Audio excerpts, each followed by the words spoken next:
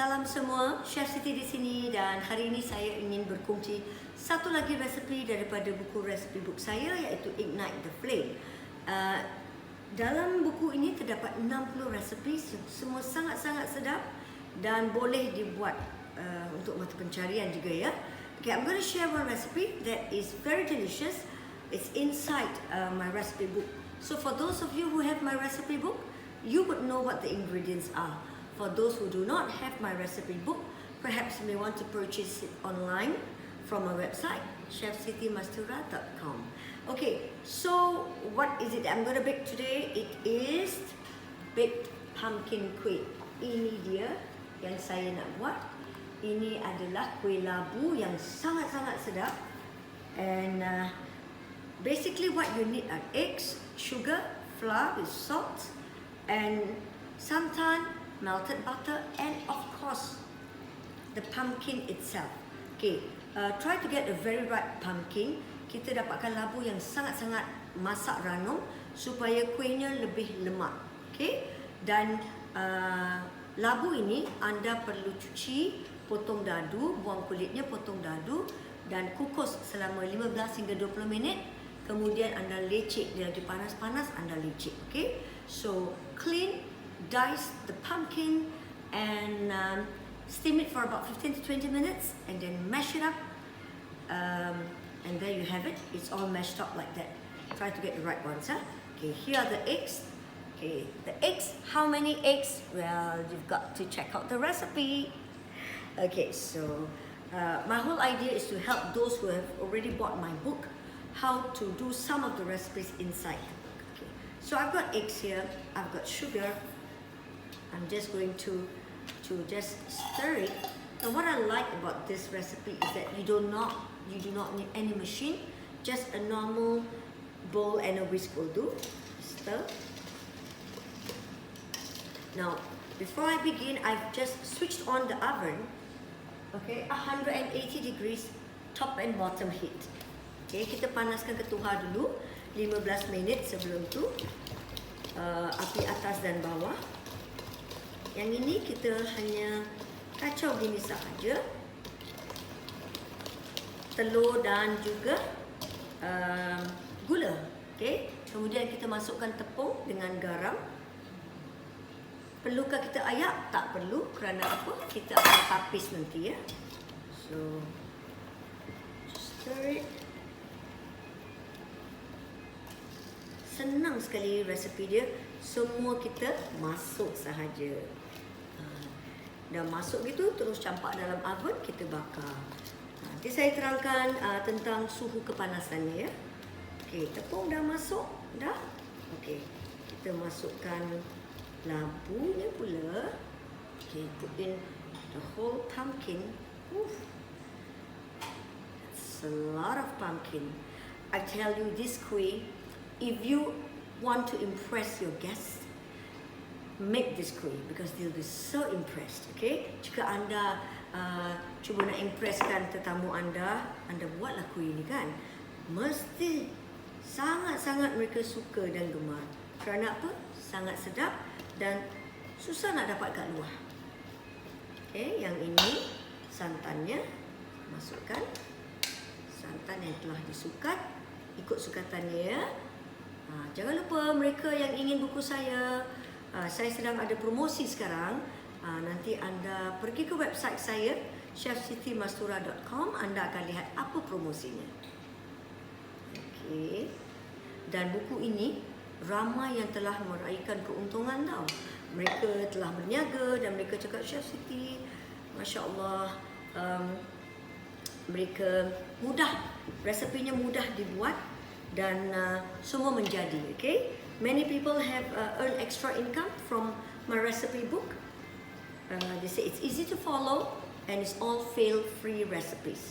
So inside the recipe book, not to worry, I have recipes for those from beginners level to those advanced levels. So there's something for everybody in there.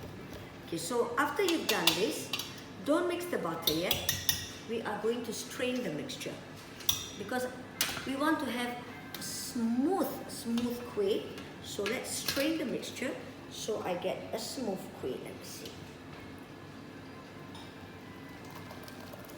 Okay, yang tadi saya cakap tak perlu kita ayak. Kerana apa? Saya akan ambil dia dan tapis. Okay, just sedikit. Masukkan. Dan labu ini, dia ada a few types. There's different types of pumpkin. We have the normal pumpkin and we have the butternut pumpkin. Personally, I prefer the normal one. If you need to use the butternut pumpkin, make sure it's very ripe, or else it doesn't have intense taste there. So kita tapis. Berat. Okay, let's get this. Okay. Some of you may want to mix this in food processor. That's okay too. So it's fine. Anda boleh menggunakan food processor juga untuk blend ke semua bahan ini. Memang makan masa sedikit tapi berbaloi. Bila orang makan kuih anda tak rasa bergentil-gentil dia punya tepung. Sekejap saya angkat ni. Berat. Dan buku resepi saya ni it has two precedents forward. Ada kata-kata aluan daripada dua presiden. Yang pertama Presiden Puan Halimah Yaakob dan juga mantan presiden the late S.R. Nathan. He's one of those who give me lots and lots of encouragement to make this book. So what you can expect in this book, we have cakes, breads, pastries, cookies, western desserts, traditional kueh. Okay, kita ada kueh-kueh Melayu, kita ada agar-agar, kita ada pastry, kita ada roti, macam-macam lah. Okay, kerana ini buku saya yang pertama, jadi saya inginkan yang terbaik untuk peminat-peminat saya. Just take it all, squeeze it. Agak makan masa sikit tapi perlu ya. This step is necessary because we really do not want it to be so lumpy when you eat. I hope to share the end results with you if it's not finished yet. Because usually, I've heard of friends who actually quarrel because they want a piece of this kueh. So that speaks volume on how delicious this is. Aduh. Bau dia dah mengancam. If you want it to be nicer, what you can do when you're steaming it, put a bit of pandan leaves. That will help to bring out, to add extra fragrance to your kueh. There you are. Okay. Why I ask you to strain first before you put your butter? Because if not, most of the butter will be stuck at the strainer. Kita tapis dulu, kemudian baru kita taruh mentega. Tahan juga ni, exercise, lenguh juga ni. Bagus ini untuk kita gerak-gerakkan sendi. Okay.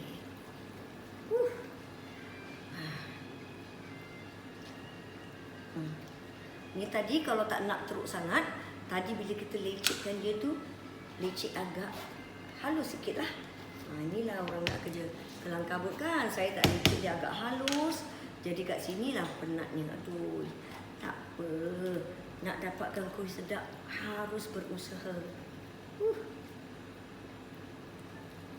Okay.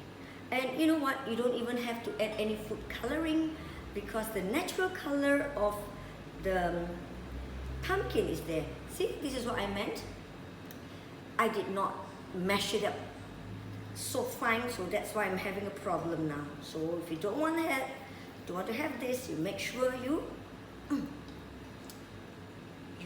mash it nicely. Ambil ni, ini dia, ini isi dia. Kan? Kalau mak-mak kita punya time kan, diorang ada pakai kain macam cheesecloth gitu Mereka panggil tu kain lampin, tapi bukanlah lampin budak. Dipanggil sebagai kain lampin. It's a cheesecloth that will also help to drain up all this. Okay. Okay, it's good. So now what we do, I'm gonna stir it all.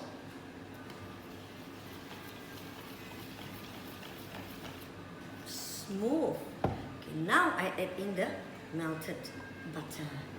Okay, you can use any melted butter, not to worry, but I would rather use butter than margarine because it's tastier and healthier. Stir it, give it a good mix. Okay. So now this is ready to go inside our oven. So what tray can you use? What size? You can use 10-inch, you can use 11-inch, it's up to you, whatever tray that you have at home. It's just that for 10-inch, I would prefer you to use a slightly higher tray, okay? But if you use 11-inch, so it's okay to have it slightly shorter. Saya pastikan disebati dulu sebelum saya tuang. Okay, where's my tray? Okay, so that's my tray. Now, for me, I don't know where I put my 10-inch tray, so I'm going to use my 11-inch tray. So 11-inch, you can afford to have it about 2.5. But if you use a 10-inch, it has to be a 3-inch, 10 by 3. Okay, kalau anda menggunakan tray 11, boleh yang rendah pun boleh. Tapi jika menggunakan tray yang size 10, ukuran 10, tinggi dia harus 3 inci. So now I'm going to put this here.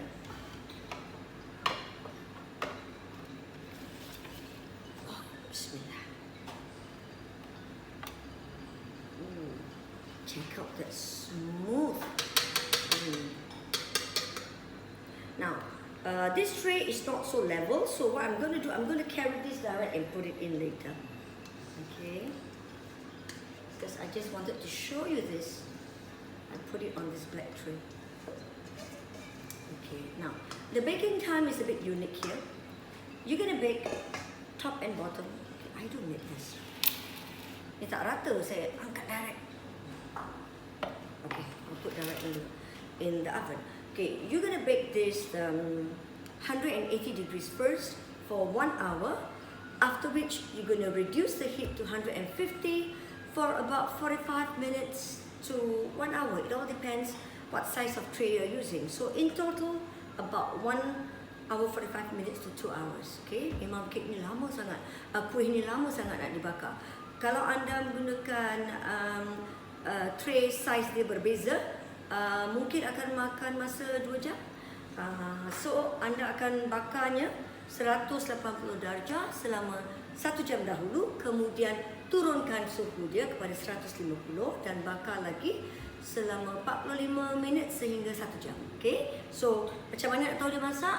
Bila anda goyangkan gini, tengah dia tak bergoyang, tepuk-tepuk dia dah mantap, dah masak. Okay, so that's all my sharing for today. I hope to share with you more recipes from my book. So remember to get this book, Ignite the Flame, at my website or my online store, chefsitimastura.com. Okay, thank you so much. Thank you for watching and happy trying.